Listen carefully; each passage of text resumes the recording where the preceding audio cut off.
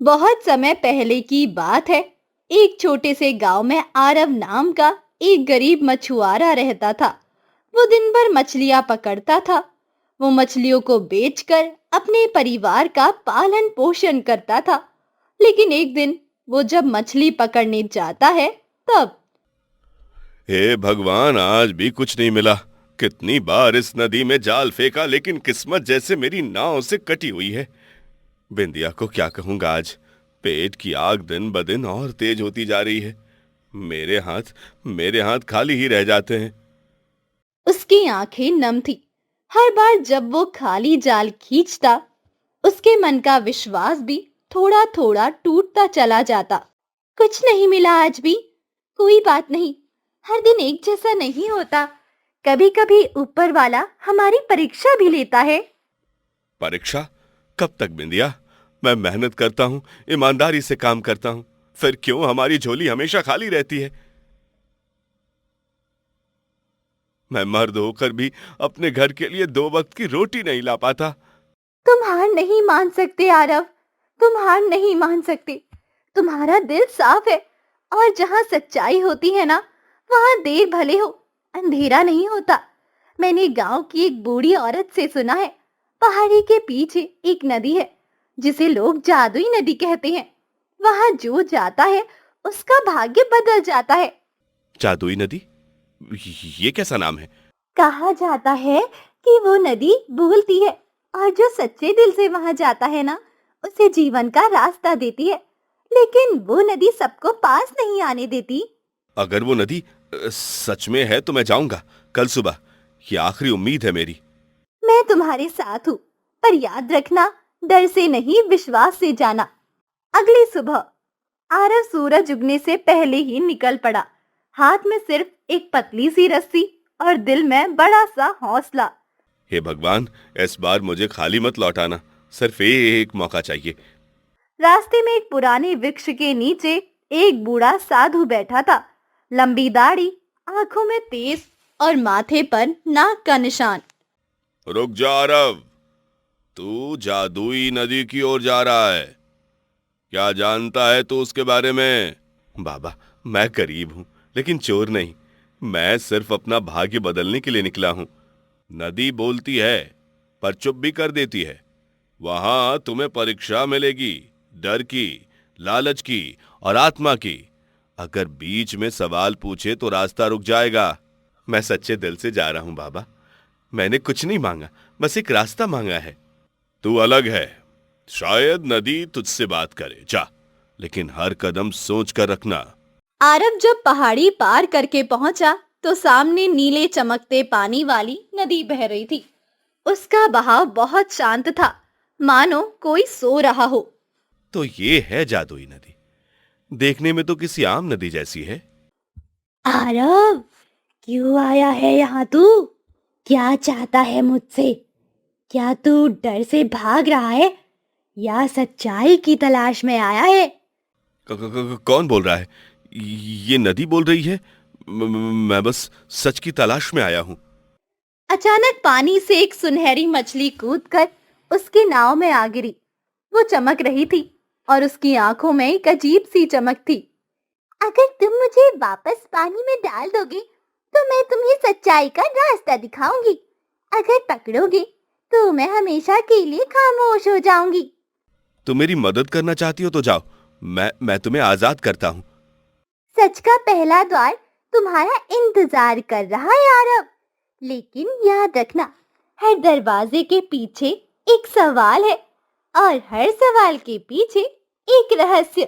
जैसे ही आरव ने चमकती हुई मछली को पानी में वापस डाला, एक रहस्यमय रोशनी चारों ओर फैल गई। नदी की लहरें धीरे धीरे गोल घूमने लगी और पानी की गहराई से आवाज आई, तुमने पहली परीक्षा पास कर ली आरव। तुमने स्वार्थ के बजाय दया को चुना है। लेकिन आगे का रास्ता और कठिन है। तैयार हो? मैं तैयार हूं। मुझे अब रुकना नहीं है। मुझे अपने जीवन को बदलना है, लेकिन मैं किसी गलत रास्ते पर नहीं चलना चाहता। तो सुनो आरव, नदी के पहले द्वार की चाबी तुम्हें उस पेड़ के नीचे मिलेगी। जहां दिन में सूरज नहीं आता, लेकिन वहां एक पहरेदार भी मिलेगा जो सिर्फ सच्चे जवाब सुनता है। पहरेदार? कौन? और वो मुझसे क्या पूछेगा? हर सवाल का जवाब तुम्हारे मन में छिपा है। जो डर गया वो गायब हो जाएगा, जो झूठ बोला वो पत्थर बन जाएगा। आरव का गला सूख गया, लेकिन उसके कदम नहीं रुके। वो आगे बढ़ा उस रहस्यमय जंगल की ओर जहां पहली परीक्षा उसका इंतजार कर रही थी। आरव घने पेड़ों के बीच पहुंचा। सूरज की रोशनी अंदर नहीं आ पा रही थी। हवा भारी थी और हर पेड़ ऐसा लग रहा था जैसे कुछ कह रहा हो। ये कैसा जंगल है? चारों ओर अजीब सी शांति है, लेकिन दिल कह रहा है कि कुछ होने वाला है। द्वार के सामने एक बड़ा पत्थर जैसा आदमी बैठा था। उसका शरीर चट्टानों से बना हुआ था, लेकिन आंखें इंसानों जैसी थी। रुको आरव, अगर तुम्हें इस द्वार को पार करना है तो पहले मेरा सवाल सुनो। मेरा सवाल सुनो। जवाब सही मिला तो आगे बढ़ सकोगे, वरना यहीं रुक जाओगे सदा के लिए। पूछो, मैं तैयार हूं। सवाल ये है, अगर तुम्हारे पास 2 रोटियां हो और भूख से तड़पता एक अजनबी तुम्हारे सामने हो, तो क्या तुम उस एक रोटी को दोगे जबकि तुम्हें खुद भी भूख लगी हो? मैं उसे रोटी दे दूंगा, क्योंकि भूख ने कभी इंसान की पहचान नहीं देखी। आज वो अजनबी है, कल मैं हो सकता हूँ। तुमने सही उत्तर दिया आरव। अब आगे बढ़ो, लेकिन याद रखना अगली बार सवाल आसान नहीं होगा। जैसे ही आरव अंदर गया, वो खुद को एक दूसरी ही दुनिया में पा बैठा। आसमान नीला नहीं, सुनहरा था। पेड़ हवा में तैर रहे थे और पानी पानी ऊपर से नीचे नहीं, नीचे से ऊपर बह रहा था। ये मैं कहाँ आ गया? ये तो किसी सपने जैसा लग रहा है, पर ये सपना नहीं हो सकता। तुमने मेरा विश्वास नहीं तोड़ा आरव, इसीलिए मैं अब तुम्हें पहला इनाम देने आई हूँ। इनाम? कैसा इनाम? ये देखो, ये एक मोती है। ये सिर्फ उन लोगों को दिखता है जिनका दिल साफ होता है। इस मोती में तुम्हारे अगले रास्ते की दिशा छिपी है।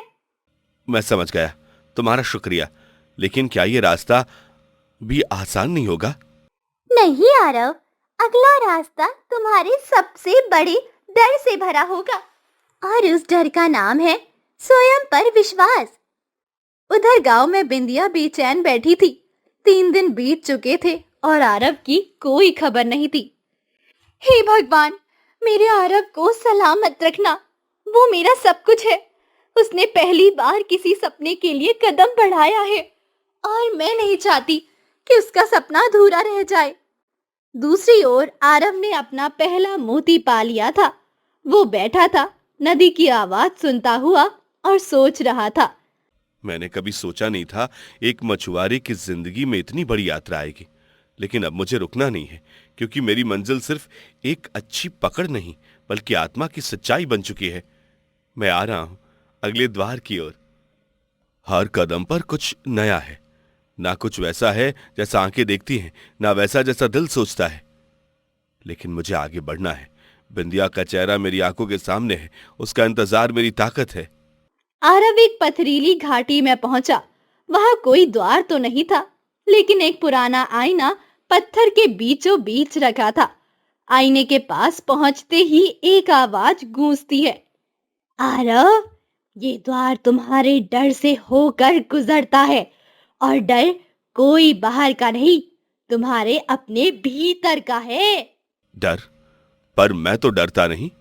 आईने में धुंध बनने लगती है और कुछ ही पलों में आरव ने खुद को अपने ही छोटे बचपन के रूप में देखा। एक डरा सहमा लड़का जो अकेला बैठा था। तो फिर आ गया? क्यों आया है? तू कौन है? मैं आरव हूं। और तुम भी तो मैं ही हो। मैं वो हूं जिसे सबने छोड़ा, जो पिता के बिना बड़ा हुआ, जिसे कभी किसी ने गले नहीं लगाया। तू मुझे भुला चुका था ना? नहीं, मैंने तुझे नहीं भुलाया। मैं हर रात तेरी आवाज सुनता था। मैं जब मछली पकड़ते वक्त चुप रहता था, मैं जानता हूं तू क्या सोचता है। तो फिर क्यों मुझे दबा दिया अपने अंदर? क्यों तो दुनिया के सामने हमेशा मजबूत बना रहा जब तू अंदर से टूटा हुआ था? क्योंकि अगर मैं भी टूट जाता तो माँ को कौन संभालता, बिंदिया को कौन हिम्मत देता? लेकिन अब मैं तुझे अपनाता हूं। तू मेरी कमजोरी नहीं, मेरी सच्चाई है। मैं तुझसे भागता नहीं, अब तू ही मेरा हौसला है। जैसे ही आरव ने अपने डर को गले लगाया, आईना टूटने लगा, लेकिन आईने से कोई चीख नहीं बल्कि शांत मुस्कान निकली। उसका डर अब उसका साथी बन चुका था। आईना टूटते ही जमीन कांपी और वहां एक चमकता हुआ मोती निकला। चमकी मछली फिर प्रकट हुई, इस बार और भी तेज रोशनी के साथ। बहुत कम लोग अपने डर को गले लगा पाते हैं आरव। तुमने दूसरे द्वार को भी पार कर लिया है। ये लो, दूसरा मोती इसमें है, तुम्हारे सवालों के जवाब का पहला संकेत। अब मैं सवालों से नहीं डरता। जो डर चुका वही तो जीना सीखता है। बहुत सही कहा आरव। बहुत सही कहा। लेकिन अगली परीक्षा डर से नहीं, छल से होगी, और वहां जो सच्चा है वही बचेगा। गांव में बिंदिया हर रोज नदी के किनारे बैठती, आरव की राह तकती। उसके पास कोई जवाब नहीं था, पर उम्मीद थी। तुम कहीं भी हो आरव, मेरी आवाज जरूर पहुंचती होगी तुम पे।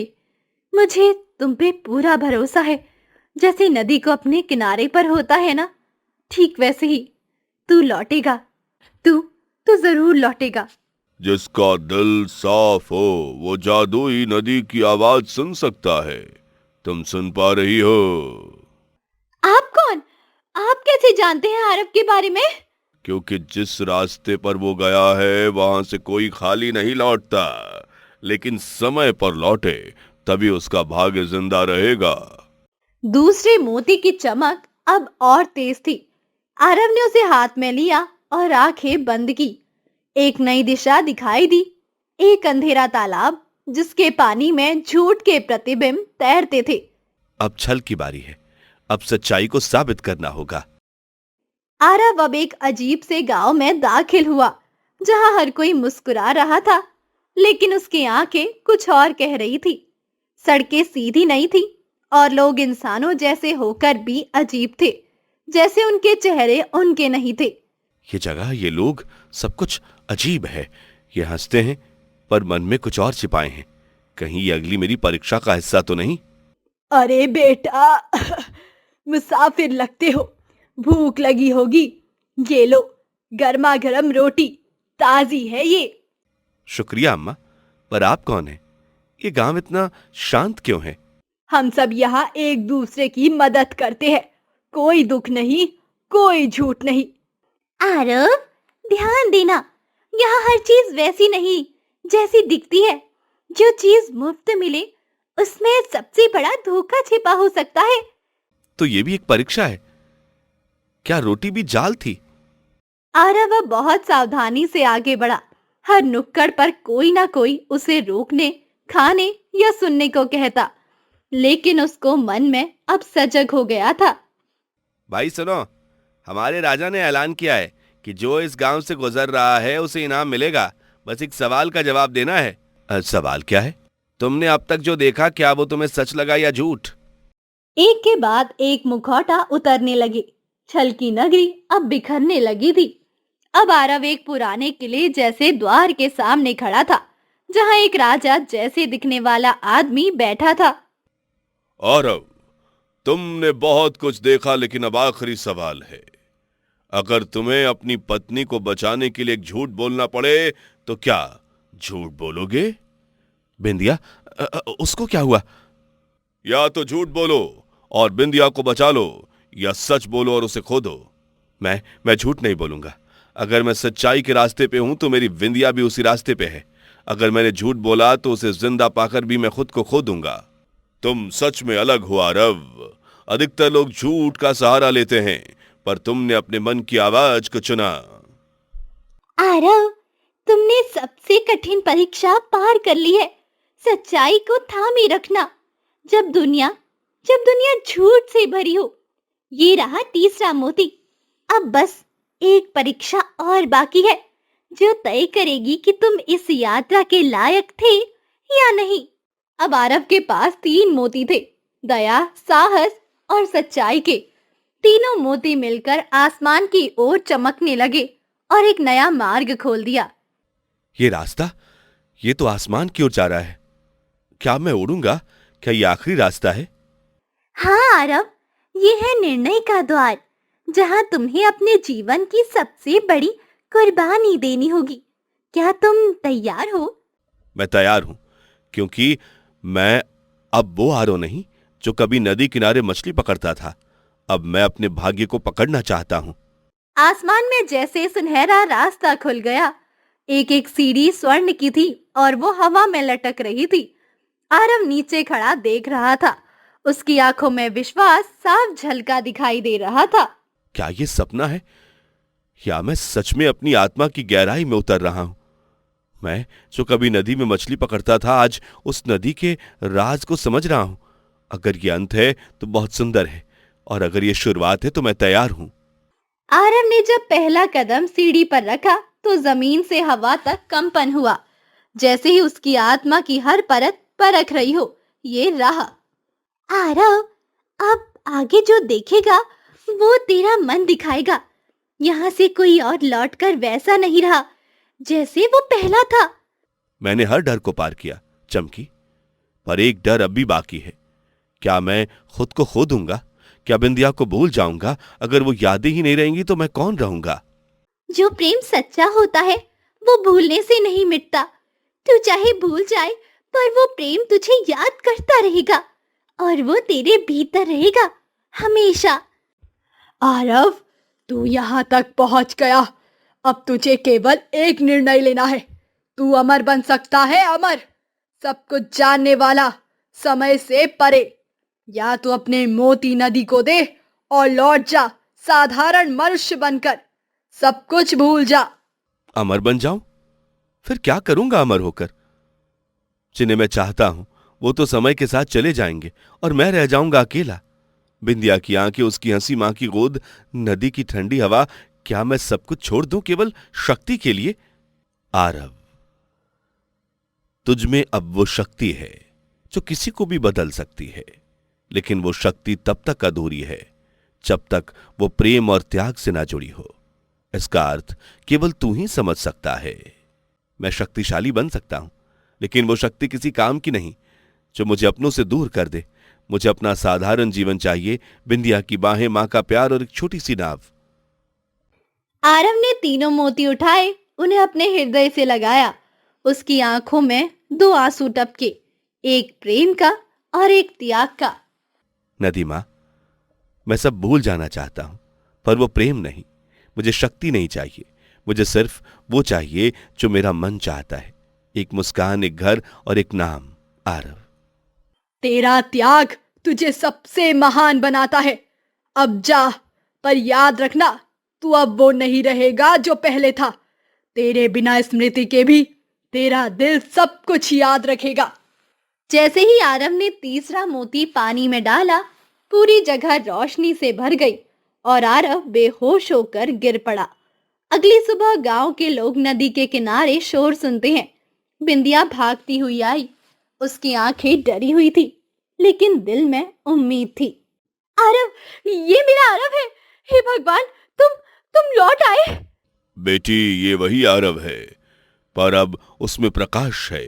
उसकी आत्मा में नदी बसी है। वो भूल गया है सब कुछ, पर उसका दिल अब भी सच्चा है। तुम कौन हो और ये जगह? मुझे कुछ याद नहीं। मैं तुम्हारी पत्नी हूँ, बिंदिया। तुम भूल कैसे सकते हो दुनिया को? पर मैं तुम्हें हर दिन याद रखूंगी। आरव सब भूल गया था, पर वो फिर भी मुस्कुराता था, जैसे उसके भीतर कोई शांति है।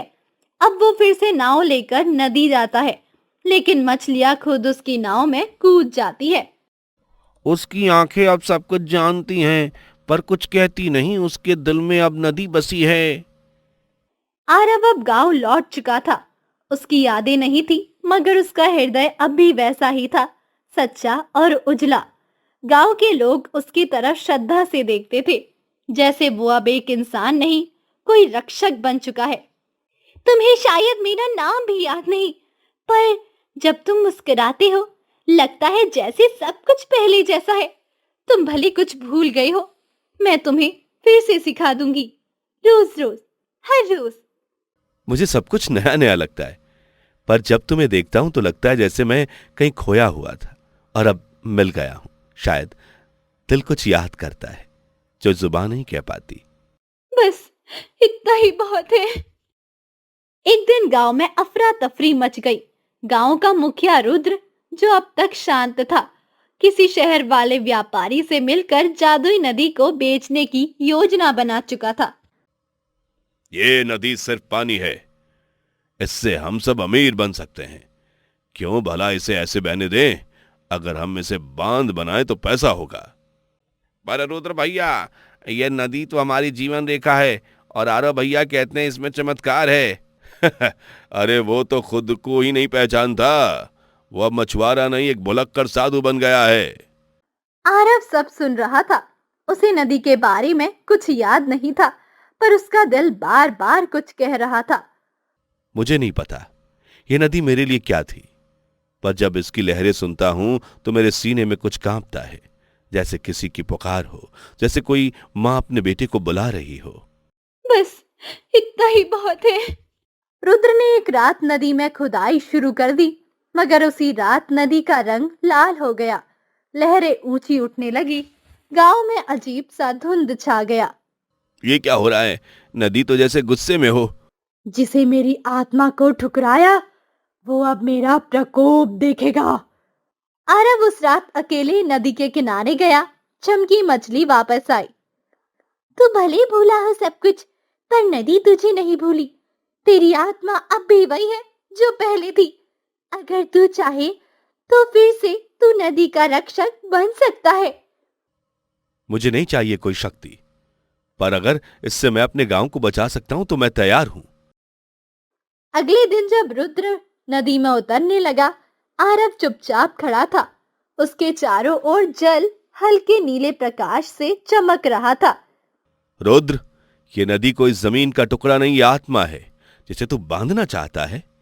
वो तुझसे कहीं बड़ी है। तू अगर एक और कदम बढ़ाएगा तो ये नदी तुझे निगल लेगी। क्या तू अब मुझे हराएगा और डराएगा? तू तो खुद कुछ नहीं जानता। तभी नदी से एक तेज लहर उठती है और रुद्र को बहा ले जाती है। गांव वाले भागकर आरव के पास आते हैं। आरव भैया, आरव भैया, आपने हमें फिर से बचा लिया। आप सब भूल सकते हो, पर हम आपको कभी नहीं भूलेंगे। मैं तो बस एक मछुआरा हूं, पर शायद इस नदी ने मुझे फिर से जीना सिखाया है। तुम सिर्फ मछुआरे नहीं, तुम मेरी दुनिया हो। अब नदी फिर शांत है। गांव में अब भी कहानियां चलती है उस मछुआरे की जिसने अपने दिल की सुनकर गांव को बचा लिया। आरव और बिंदिया अब पहले से भी ज्यादा करीब थे। आरव को सब कुछ याद नहीं था, पर प्रेम, सच्चाई और नदी की आत्मा ये कभी भूली नहीं जा सकती थी।